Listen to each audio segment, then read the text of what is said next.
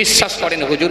Pocket থেকে তসবিহ বার করে দেখাচ্ছে, হুজুর বিশ্বাস করেন এই যে তসবিহ দেখছেন না, একবার জামিরগাছি বাজারে যদি যাই হুজুর 2500 তসবিহ পড়ে ফেলি হুজুর। এটাও আপনাদের তো বিশ্বাস করেন হুজুর, 2500 তসবিহ পড়ি হুজুর একবার। তাহলে জামিরগাছি গেলেও আমার লস নাই, গেলে 2500, আসলে 2500, 5000 তসবিহ তো পড়া হয়। আমি কি বলবো, লোকটাকে খারাপ লোক বলতে পারবো? আমার ঘাড়ে ক্ষমতা আছে, খারাপ লোক বলা যাবে? কথা কয় না, বলা যাবে? আমি বল আল্লাহ, এত বড় আল্লাহ, তোমার মাহবুব বান্দাকে তুমি কবুল করে নাও। আল্লাহ বলে চুপ কর, ওই যে কি মাল আমি চিনি, তুই চিনিস? হ্যাঁ, সিপিএম এর আমলে যখন এলাকার চেয়ারম্যান ছিল, লোককে ঘরে থাকতে দেয় না, সব কবরস্থানে পাঠিয়ে দিয়েছিল। এলাকার জমিগুলোকে বর্গা করে নিয়েছিল, ঘরের গাদায় আগুন লাগিয়েছিল। টিএমসির আমলে যখন এলাকার চেয়ারম্যান হয়েছিল, ইন্দিরাবাসনের টাকা, মরা লোকের নামে টাকা, সেই টাকাটা ভক্ষণ করেছিল।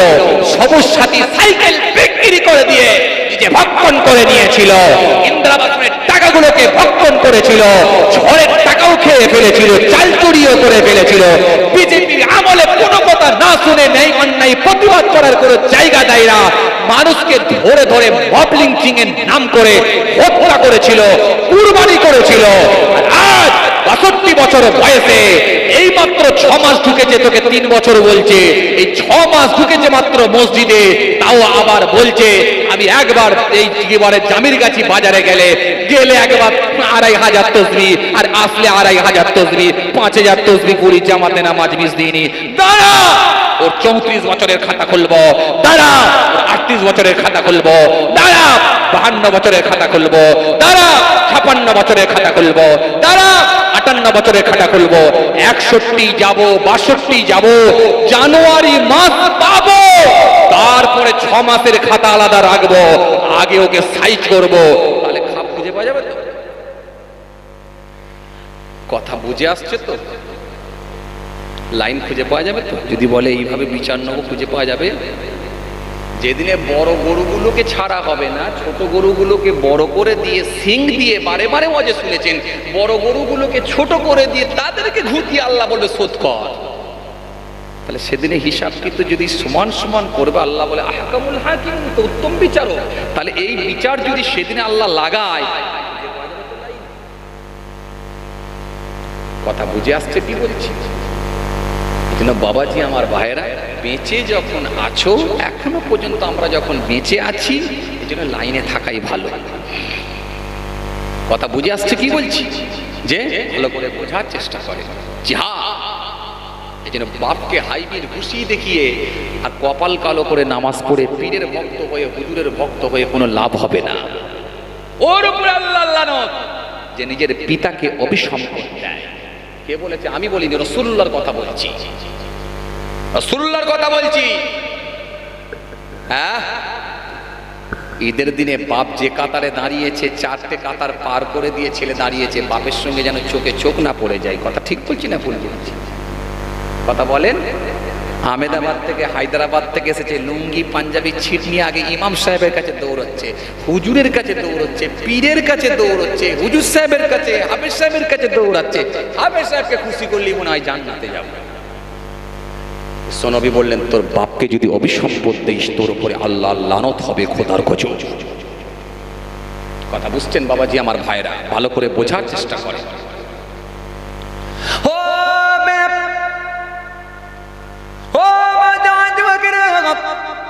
আমার মুরব্বিয়ানেরা, ভুল বুঝবেন না, ভালো করে একটু ওখানে বোঝার চেষ্টা করো। ইমানের 70টার মতো শাখা পোশাকা রয়েছে, তার মধ্যে উত্তম শাখা হলো আল্লাহকে আল্লাহ বলে মেনে নেওয়া, লা ইলাহা ইল্লাল্লাহু মুহাম্মাদুর রাসূলুল্লাহ মুখে বলে স্বীকার করে নেওয়া। সর্বনিম্ন শাখা হলো পথে ধারে হেঁটে হেঁটে যখন যাচ্ছ, রাস্তা থেকে কষ্টদায়ক বস্তুটা তুলে দূরে ফেলে দেওয়া, এটা হলো সর্বনিম্ন। যদি তুমি মেনে নিতে পারো, যদি তুমি করতে পারো তুমি হবে প্রকৃত ঈমানদার হবে।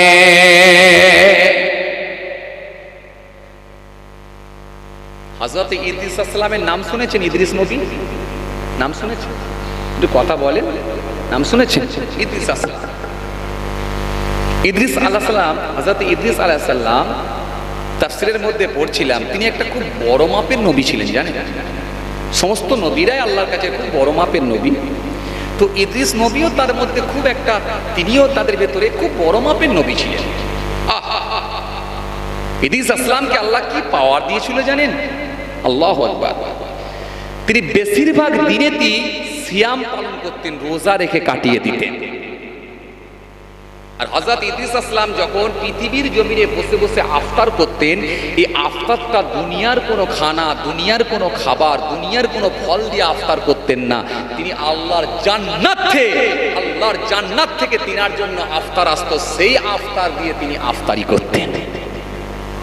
ছোটে বলবেন না, একটু খুশি মনে হবে না?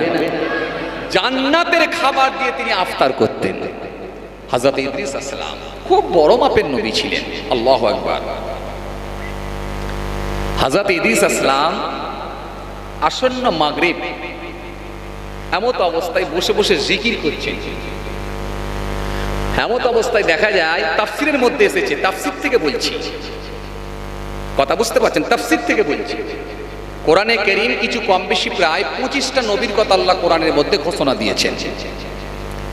মুসা নবীর কথা পাবেন, ঈসা নবীর কথা পাবেন, দাউদ নবীর কথা পাবেন, সুলাইমান নবীর কথা পাবেন, ইউসুফ নবীর কথা পাবেন, ইদ্রিস নবীর কথা পাবেন, সুলাইমান আসলামের কথা পাবেন, দাউদ আসলামের কথা পাবেন। এইভাবে 25টা নবীর কথা আল্লাহ কোরআনের মধ্যে ঘোষণা দিয়েছেন। হযরত ইদ্রিস আসলাম আফতার করবেন, এমত অবস্থায় দেখা যায় একদিন আগত মেহমানের আগমন ঘটলো, দূর থেকে আগত মেহমান। এই মেহমান যখন হযরত ইদ্রিস আসলামের কাছে এসে হাজির হলেন, হযরত ইদ্রিস আসলাম তাকে বসার জন্য আহ্বান করলেন, বসো বসো। আগত মেহমান বসে পড়লেন। ইদ্রিস আসলাম বললেন, ভাই আপনি আমার সঙ্গে, ঠিক আফতারের যখন সময় হলো ইদ্রিস আসলাম আফতার করতে লাগলেন, বলেন ভাই আপনি আমার সঙ্গে খান। এই আগত মেহমান বলল, হুজুর আমি খাবো না কিছু। তিনি না খেয়ে বসে রইলেন। ইদ্রিস আসলাম টুকটুক টুকটুক করে খেতে লাগলেন। কথা বুঝছো? শুনছো? কথা বুঝছো? যে খেতে লাগলেন। ইদ্রিস আসলাম যখন আফতার হয়ে গেল, অবশিষ্ট আফতার যেগুলো বেঁচে গেল, এক্সেস হয়ে গেল, বেঁচে গেল, এই আফতারটা পুনরায় আবার আল্লাহর জান্নাতে ফিরে চলে গেল। জোরে বলবেন না? ফিরে চলে যাচ্ছে জান্নাতে। একমাত্র ইদ্রিস নবীর জন্য আসে, আবার আল্লাহ জান্নাতে ফিরে চলে যায়, জান্নাতে ফিরে চলে যাবে। আগত মেহমান খেলেন না, ইদ্রিস আসলাম খেলেন। খুব সংক্ষেপে বলছি, ভালো করে শোনেন, কত বড় মাপের নবী ছিলেন। সেই ইদ্রিস আসলাম রাতে ওই আগত মেহমান বললেন, হুজুর বিয়াদবি নেবেন না, আমি আপনার দরবারে থাকতে চাই। হুজুর বললেন, কোনো সমস্যা নেই, তুমি আমার হুজরার মধ্যে অবস্থান করো, হুজরার মধ্যে থাকো। হুজরার মধ্যে থাকার জন্য হুজুর বলে দিলেন। আগত মেহমান থাকলেন। রাতে হুজুর কিছু খাবারের ব্যবস্থা করলেন। আগত মেহমান বলে, হুজুর আমি কিছু খাবো না। খেলেন না, রাত্রেও খেলেন না, সন্ধ্যায় খেলেন না, রাত্রেও খেলেন না। পরদিন সকালে হযরত ইদ্রিস আসলাম কিছু খাবার নিয়ে এলেন, নিয়ে এসে বললেন খান। আগত মেহমান বলে, হুজুর আমি কিছু খাবো না। পরদিন সকালেও তিনি কিছু খেলেন না। ইদ্রিস আসলাম অবাক হলেন, গতকালকে সন্ধ্যায় খেলেন না, রাত্রে খেলেন না, আজকে সকালে খেলেন না, কি ব্যাপার? লোকটি ভোকা অবস্থায় থাকে, ব্যাপারটা কি? আগত মেহমান বলছে, হুজুর বিয়াদবি নেবেন না, একটা কথা বলবো। বলে, কি বলুন? বলে, আপনি যদি অনুমতি দিতেন তাহলে একটু সফরে বেরোতাম, একটু ভ্রমণে বেরোতাম।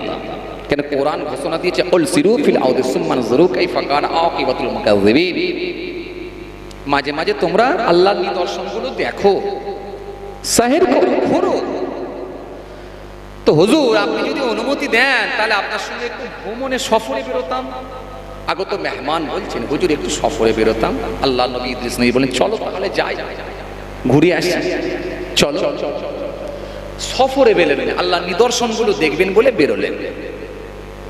কথা বুঝছো? ও ভাই যায়রা, জওয়ান জামাকেরা,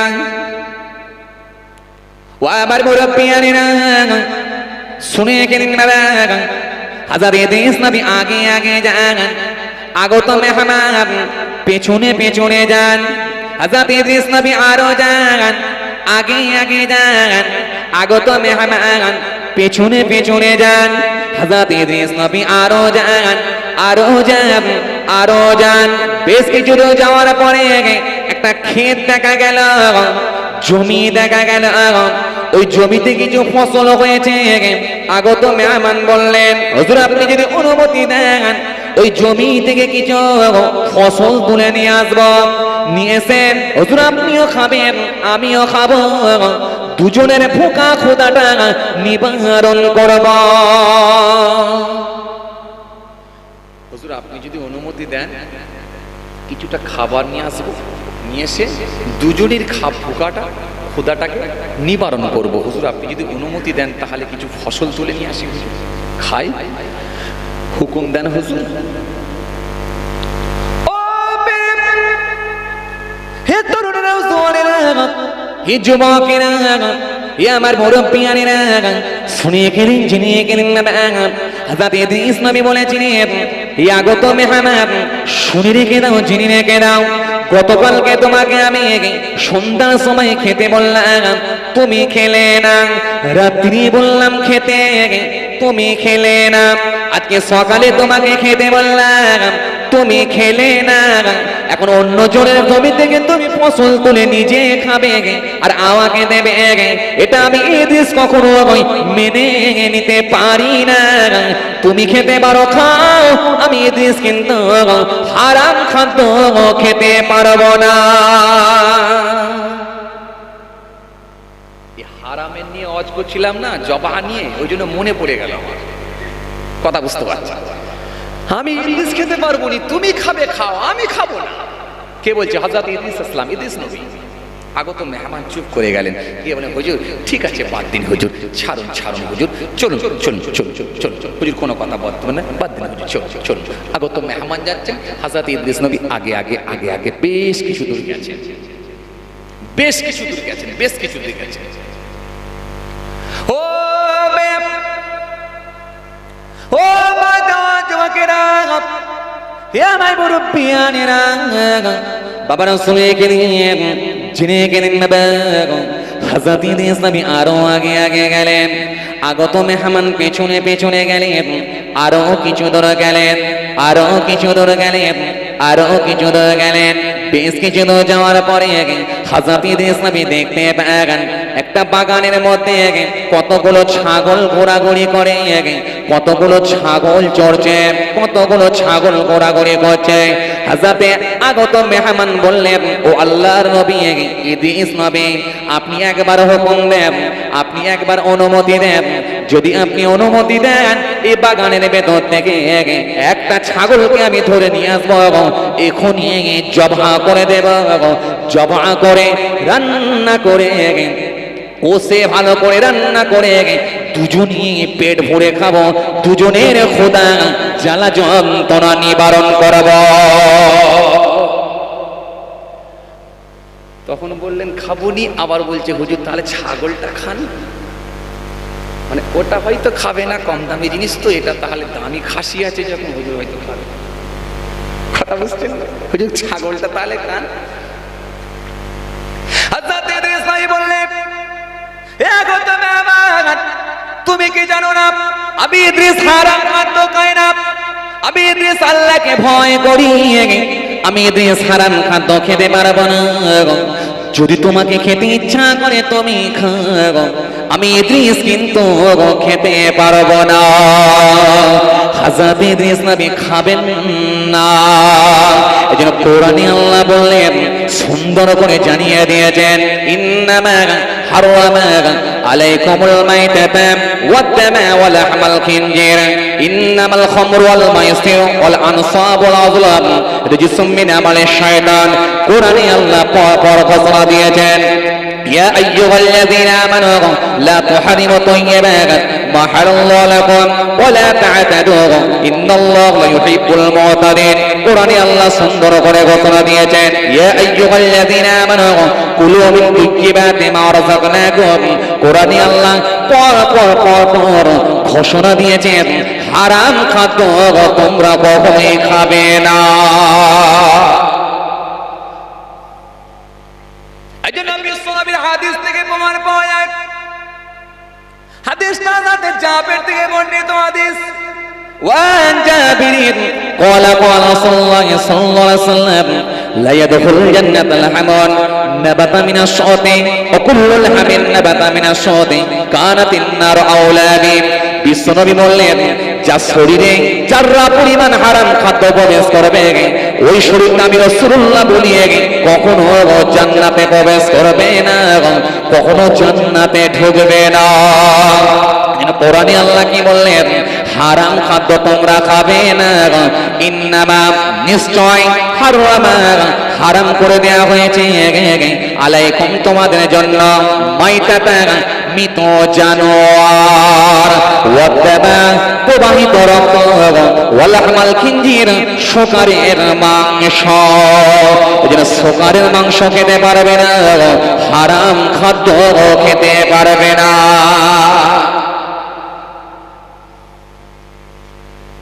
একদিন খ্রিস্টান ধর্মযাজক, খ্রিস্টানদের ধর্মগুরু পাদ্রী সাহেব, খ্রিস্টান ধর্মগুরু খ্রিস্টান যাজককে জিজ্ঞাসা করা হলো, স্যার এক্সকিউজ মি, দয়া করে শুনবেন স্যার, স্যার মুসলমানরা শুকর খায় না কেন? মুসলমানরা শুকরের মাংস খায় না কেন? আমরা খাই, ওরা খায় না কেন স্যার? খ্রিস্টান ধর্মগুরু পাদ্রী সাহেবকে জিজ্ঞাসা করা হচ্ছে, স্যার শুকরের মাংসটা ওরা খায় না কেন? বলে, দেখো শুকর হচ্ছে ময়লা, খারাপ জায়গায় থাকায় অভ্যস্ত বা খারাপ ময়লার সঙ্গে সম্পৃক্ত। এই জন্য শুকরের মাংস ওরা খায় না, কিন্তু আমরা খাই। কিন্তু আসল দৃষ্টি দিয়ে যদি দেখা হয় ব্যাপারটা একই। খ্রিস্টান ধর্মগুরু বলে ব্যাপারটা একই।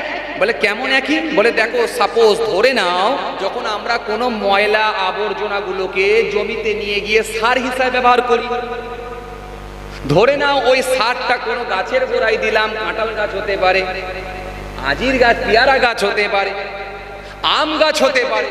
সেই গাছের গোড়াতে যখন আমরা ওই আবর্জনাটাকে দিলাম, ওই পুষ্টি যখন শোষণ করে শিকড়ের মাধ্যমে চলে গেল, ওই আম গাছে যখন আম হলো, সেই আমটা তো দেখো সবাই খায়। সে মুসলমানও খায়, হিন্দুও খায়, খ্রিস্টানও খায়, আদিবাসীও খায়, সবাই খায়, মতুয়াও খায়, সবাই খায় সেই আম। অথচ শুকরটা তারা খায় না, আমরা খাই। আসলে ব্যাপারটা কোনো ব্যাপারই না, খাওয়াটা ইজি ব্যাপার। মাথায় লোকের ঢুকে গেল, কথাটা তো খারাপ বলেনি।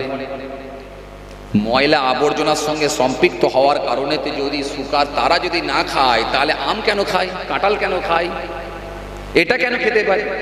কথা তো ঠিকই বলেছে, মাথায় লেগে গেল। কথা বুঝতে আসলে আপনার বোঝা দরকার ছিল, এই ময়লা আবর্জনার জন্যই শুধু শেষ নয়, গ্রন্থ আপনাকে বলেছে, গাইড আপনাকে বলেছে, ধর্মীয় গ্রন্থ আপনাকে বলেছে, আল্লাহর কোরআন বলছে তুমি খবরদার খেও না। যদি আপনি এবারে দেখেন, আসলে আপনাকে বুঝতে হবে, আসলে আপনাকে বুঝতে হবে মানুষ আর উদ্ভিদ দুটো কিন্তু একই জীব নয়, দুটো ভিন্ন জীব, আলাদা জীব। মানুষ আর উদ্ভিদ দুটো একই জীব নয়, দুটো হলো ভিন্ন জীব, আলাদা জীব। যদি মনে করেন কারোর জন্য উপকার, কারোর জন্য ক্ষতি, এটাও কিন্তু হতে পারে। আপনি মনে করুন একই জীব, কেউ খায় কেউ খায় না, এটা কেমন করে হতে পারে? মনে করুন যদি কেউ ডায়াবেটিসের রোগী হয়, যদি কেউ সুগার থাকে, তার জন্য চিনি চলে না। আসলে একটা সুস্থ মানুষ, তার জন্য কিন্তু চিনি চলে, সে চিনির চা খায়, চিনি শরবত খায়। কিন্তু ডায়াবেটিসের রোগী হলে সে কিন্তু চিনি খেতে পারবে না। সুস্থ মানুষ সে চিনি খেতে পারে, কিন্তু অসুস্থ লোক চিনি খেতে পারবে? পারবে না। তাহলে এখন এই শুকর একজন খায় আর একজন খায় না, ব্যাপারটা কি? বলে কেউ খেতেও পারে, কেউ নাও খেতে পারে, সেটা তার ব্যক্তিগত ব্যাপার। বলে ব্যক্তিগত বললে তো হবে না, তখন আপনি বলছেন আপনার কোরআন মানা করেছে তাই খাই, তাই খাই। এবার আপনাকে বলতে হবে ভাই, তাহলে দেখুন ধর্মগ্রন্থ আপনাকে বারণ করেছে বলে তাহলে আপনি খান না। এবার তাহলে আপনাকে হিসাব করতে হবে। কোরআনে আল্লাহ সূরা ইমরানের মধ্যে বললেন খাবে না শুকরের মাংস, সূরা আযাবের মধ্যে বললেন খাবে না শুকরের মাংস, সূরা নিসার মধ্যে বললেন খাবে না তোমরা শুকরের মাংস। যদি আপনি এবারে গাইড দেখেন, যদি বুক দেখেন, খ্রিস্টানদের যদি ধর্মগ্রন্থগুলো আপনি যদি দেখেন, অল্ড টেস্টামেন্ট, নিউ টেস্টামেন্ট, এগুলো যদি আপনি ফলো করেন, ওল্ড টেস্টামেন্ট এগুলো প্রায় 34টা ভাগ রয়েছে, এর মধ্যে যদি আপনি ফলো করেন আপনি দেখতে পাবেন, অবাক হয়ে যাবেন। বুক অফ লেভিটিকাস খুলবেন, সেখানে দেখতে পাবেন। বুক অফ ডেট্রিনিয়ান বলবেন, সেখানে পেয়ে যাবেন। বুক অফ আইজিয়া দেখবেন, সেখানে পেয়ে যাবেন, যেখানে বলা হয়েছে তোমরা শুকরের মাংস খাবে না। কথা বুঝে যাচ্ছে তো? আমার বকা বেকার হয়ে যাচ্ছে না তো? যা যা যা, কথা বুঝতে পারছি।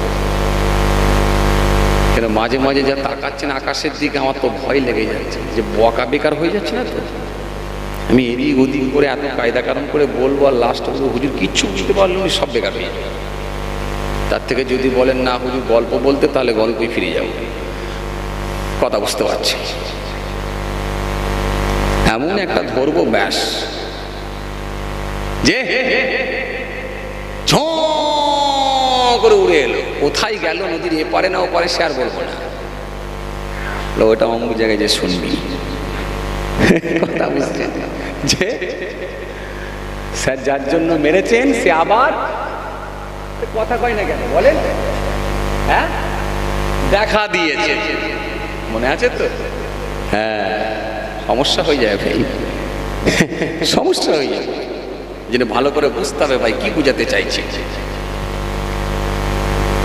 এখন বুক অফ লেভিটিকাস অধ্যায় নম্বর 11 অনুচ্ছেদ নাম্বার 7, যেখানে বলা হয়েছে তোমরা শুকরের মাংস খেও না, পরনারী দেহে তোমরা স্পর্শ করো না।